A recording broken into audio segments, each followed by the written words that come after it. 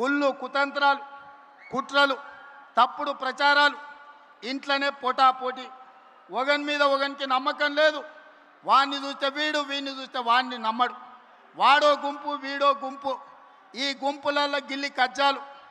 మన కన్నెపల్లి కోయిండు, మేడిగడ్డల నీళ్లు నింపండి, కన్నెపల్లి ఎత్తండి అని. అరే బుర్రత కూడా, ఒకవేళ మేడిగడ్డల గేట్లు దించి నీళ్లు నిలబెడితే మేడిగడ్డ ఇప్పటికే కుంగిపోయింది. రేపు తెగిపోతే భద్రాచలం రాముడే ఉండర్రా. 44 ఊర్లు ఖమ్మం జిల్లాలో కొట్టుకోపోతే దుర్మార్గుడా. నీ లుచ్చ రాజకీయాల కోసం మేడిగడ్డ నింపాలి, భద్రాచలం కొట్టుకుపోయేటట్టు చెయ్యాలా అని అడిగితే నోట్లో మాట లేదు. తెల్లారే వాళ్ళ బావ వచ్చిండు. ఇక ఈ బామ్మార్దులు వెనుకడికి ఎవడో ఉన్నాడంట. బామ్మార్ది తపస్సు చేసిండు. రాజ్యంలో రాజును ఎట్లయినా తండ్రి రాజ్యం ఇస్తలేడు, తండ్రిని కానేసి రాజ్యంను ఏలుకోవాలని పెద్ద మర్రి చెట్టు ఎక్కి తపస్సు కూర్చున్నాడు. బామర్ది మా అయ్య పోవాలి, నాకు అధికారం రావాలని కఠోరమైన తపస్సు చేసిండు. ఆ తపస్సుకు దేవుడు ప్రత్యక్షమయ్యే పరిస్థితి వచ్చింది. బావకు తెలిసింది బ్రహ్మదేవుడు వచ్చేటట్టే ఉండు, బామ్మార్దికి వరం ఇచ్చేటట్టే ఉండని. మళ్ళీ నేను బయట ఉండి ఆగమైతాని వాడు వచ్చి చెట్టు కింద కూర్చున్నాడు, ఏర్ల కాడ ఊడల కాడ. దేవుడిగా బయలుదేరిండు. మొదట బామ్మార్ది దగ్గరకు వచ్చిండు. ఈ లోపల బామ్మార్దికి తెలిసింది కింద బావ కూడా కూర్చున్నాడు, తపస్సు చేస్తుంది, దేవుడు ఆడిపోతాడని. వీడికి అసలే మిడిమిడి జ్ఞానం, తెలివి తక్కువడు. కిందల పడేది తెలియదు, కీసల పడేది తెలియదు. అందుకే దేవుడు రాగానే ఆలోచన చేసిండు, ఏమడిగినా మా బావగాడు తెలివి కల్లోడు ఎక్కువ అడుగుతాడేమని. స్వామి వస్తే వచ్చినావు కానీ ఓ పని చేయి, నాకు వరం ఇవ్వాలంటే నాదో కన్ను ఓడు అని అన్నాడట. అదేంటంటే నేను మళ్ళీ చెప్తా కానీ స్వామి నువ్వు అయితే మొదలు కన్ను ఓడు అని. సరే వీడు ఇంత కఠోరమైన దీక్ష చేసిండు, కన్ను ఓడడం అంటే నాదేం పోయిందని వాని కంట్లో ఏలు పెట్టి పొడిచిండు, వాని కన్ను పోయింది. కిందికి బావ దగ్గరకు వచ్చిండు, మరి నీ సంగతి చెప్పని. వాడు అనుకున్నాడు మా బామ్మార్ది గాడు ఏమేమి అడిగిండో నాకు తెలియదు, ఓ పని చేయి స్వామి, మా బామ్మార్ది అడిగిన దానికి నాకు డబల్ అని అడిగిండంట. ఆలోచన చేసుకో అని చెప్పిండు. ఇక లేదు స్వామి ఆలోచన లేదు, గీలోచన లేదు, మా బామ్మార్దికి ఇచ్చిన వరానికి నాకు డబల్ వరం ఇవ్వమని. సరే మంచిదని వాడిని 2 కళ్ళల్లో ఒడిచిండు. బామ్మార్ది గానికి 1 కన్ను లేదు, బావకు 2 కన్ను లేవు. ఇక ఊరు మీద ఓట్లు అడుక్కోవాలంటే ఏం చేయాలి? ఈ బావని బామ్మార్ది భుజాల మీద ఎక్కించుకొని ఖమ్మం సింతకాని మండలంలో మన సభ ముందు పల్లి బఠానీలు అమ్ముకోనికి వచ్చారు. ఇది బామ్మార్దుల స్టోరీ. బావెవడో మీకు తెలుసు కదా, తాటి చెత్త అంత పెరిగిండు కానీ తలకాయలో చింతకాయ అంత కూడా తెలియలేదు. బామ్మార్ది ఎవడో మీకు తెలుసు కదా, సోంబేరిగాడు. సాయంత్రం అయితే పబ్బులు, పొద్దుటిపూట పోతే గప్పు పనులు. ఇంతకు మించి ఏమైనా చేసిండా? వీళ్ళు కాంగ్రెస్ను ఓడిస్తాం, కాంగ్రెసే రేవంత్ రెడ్డి సర్వే చేసుకుంటే మేం గెలుస్తున్నామని వచ్చిందని మాట్లాడుతున్నాం. అన్నం తినేటోడు ఎవడన్నా ఎన్నికలు ఎన్నడుంటాయో తెలియకుండా, ఎవడు పోటీ చేస్తాడో తెలియకుండా, ఏ రిజర్వేషన్ ఉంటుందో తెలియకుండా, ఎన్ని సీట్లు పెరుగుతాయో తెలియకుండా, ఎన్నికలలో ఏం చెప్తామో తెలియకుండా ఎన్నికల సర్వేలు చేసి ఎవడు గెలుస్తాడో నిర్ణయిస్తాడంట. జూబ్లీహిల్స్లో గిట్లనే చెప్పిండు, సర్వే చేసినాం గెలుస్తున్నాం, ఇది రెఫరెండం అని. ఏమైంది? జూబ్లీహిల్స్లో బండకేసి కొట్టిండ్రు. ఇగో గీనే నవీన్ యాదవ్ ఉన్నాడు 25,000 ఓట్లతో గెలిచి.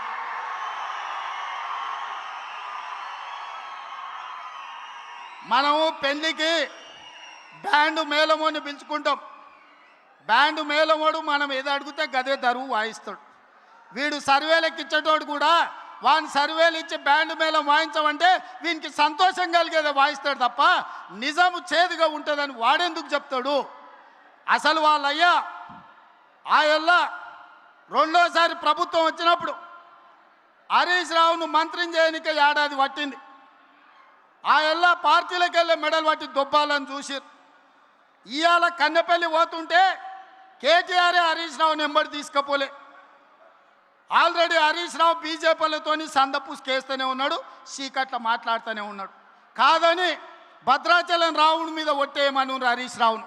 నేను బీజేపీలతో మాట్లాడతలేను, బీజేపీలకు ఓనని భద్రాచలం రాముడి మీద వాళ్ళ మేనమామ కేసీఆర్ మీద ఒట్టేసి హరీష్ని చెప్పమను. నువ్వేడుంటావో తెలియదు, నీ బావాడుంటాడో తెలియదు. కేసులకు భయపడి నీ పార్టీని బీజేపీలో విలీనం చేస్తామని నీ చెల్లెలే ఒక పక్క నుంచి చెప్తుంది. మీ దొంగ సొమ్ము 1400 కోట్లు ఆంధ్ర కాంట్రాక్టర్ల నుంచి కొల్లగొట్టిరా నీ సొంత చెల్లెలే చెప్తుంది. సిగ్గులేనోడా, ఇన్ని నిజాలు ఇట్లుంటే తెలంగాణ ప్రజలు నీకు ఓటేస్తారు అనుకుంటున్నావా? మా అక్కలకి ఈయనే ఉండ్రు, ఇందిరమ్మ చీరలు కట్టుకొని పాలపిట్టలు లెక్క. మా అక్కలందరూ సిద్ధమవుతున్నారు. సలాకి ఎర్ర గాల్చి మీ శివరాసన్ లాంటి వాళ్ళకు వాతలు పెట్టాలని. మీ ఖమ్మంలో కానీ శివరాసన్ ఉన్నాడు తెలుసు కదా, తెలుసా? మీరు ఈడ పువ్వాడ అజయ్ అంటారు, హైదరాబాద్లో ఆయన ఒంటికన్ను శివరాసన్ అంటారు. అట్లాంటి వాళ్ళు చాలా మంది ఉన్నారు. వాళ్ళందరినీ కర్రు కాల్చి సలాకి కాల్చి వాతలు పెట్టడానికే మా అక్కలు సిద్ధమవుతారు. నేను ఒక్కటే చెప్పదలుచుకున్నా, ఆనాటి ప్రభుత్వం చంద్రశేఖరరావు మొదలుపెట్టిన పథకాలు షాదీ ముబారక్, కళ్యాణ లక్ష్మి, రైతు భరోసా, లేకపోతే ఏ పథకమైనా ఈ ప్రభుత్వం రద్దు చేసిందా? మీరు ఒక్కసారి ఆలోచన చేయండి. ప్రజలకు ఉపయోగ పథకం ఏదున్నా ప్రజల కోసం, ప్రజల సంక్షేమం కోసం ఆ పథకాలను అమలు చేసినాం. ఆయన రైతు బంధు అంటే సంవత్సరానికి 10,000 అంటే, మీ తుమ్మల గారు బట్టి గారు రైతు భరోసా పేరు మీద 2,000 పెంచి సంవత్సరానికి 12,000, 30 నెలల 36,135 కోట్ల రూపాయలు రైతు భరోసా పథకాన్ని కొనసాగిస్తలేమా? ఆనాడు డబుల్ బెడ్రూమ్ ఇళ్ళని ఆనా పిల్లల కోట శ్రీనివాసరావు కథలు చెప్పినట్టు కోడిని పైన కట్టి సద్దన్నం కింద తింటే, ఈ డబుల్ బెడ్రూమ్ జోల్ని చెప్పి మనల్ని మోసం చేస్తే, మీ అభిమాన నాయకుడు పొంగులేటి శ్రీనివాసరెడ్డి ఇందిరమ్మ ఇండ్లు మొదటి విడత 4.5 లక్షలు, రెండో విడత 2.5 లక్షలు, 7 లక్షల ఇండ్లు కట్టి మీ ఖమ్మం జిల్లాలోనే గిరిజన సోదరుల మధ్యన గృహ ప్రవేశాలు చేసింది నేను కాదా? మీ అభిమానంతో నన్ను ఆదరించింది నిజం కాదా? సన్న బియ్యం భద్రాచలంలో పాయలం వెంకటేశ్వర గారి కాన్స్టిట్యున్సీలో గిరిజనుడి ఇంట్లో సన్న బియ్యంతో బుక్కెడు బువ్వ నేను వచ్చి తినిపోలేదా? ఈ పథకాలన్నీ లేవా? ఆనాడు వాళ్ళు రేషన్ కార్డులు ఇవ్వలే. ప్రతి పేదవాడికి ఈనాడు రేషన్ కార్డు ఇచ్చినాం. ప్రతి పేదవాడికి సన్న బియ్యం ఇచ్చినాం. 50 లక్షల కుటుంబాలకు 200 యూనిట్లు ఉచిత విద్యుత్ ఇచ్చినాం. పేదవాడికి 7 లక్షల ఇందిరమ్మ ఇండ్లు ఇచ్చినాం. పేదవాడికి 20,617 కోట్ల రూపాయలు రైతు రుణమాఫీ 2 లక్షల వరకు చేసినాం. ఆనాడు 1,00,000 రూపాయలు అన్నాడు, 4 విడతలు అన్నాడు, అసలు అన్నాడు, మిత్తి అన్నాడు. చివరికి రైతు చేతిలో అప్పు, రైతు చేతిలో సిప్ప, రైతు తల మీద అప్పు మిగిలిపోయింది. కానీ ఈ ప్రభుత్వం రైతులకు రైతు రుణమాఫీ చేసి చూపించింది. రైతు భరోసా 10,000 ఇస్తే 12,000 ఇచ్చింది. రైతు ఉచిత కరెంటు ఈరోజు మనం ఇచ్చినాం. వడ్ల కొనుగోలులో ఉత్తమ్ కుమార్ రెడ్డి 30 నెలల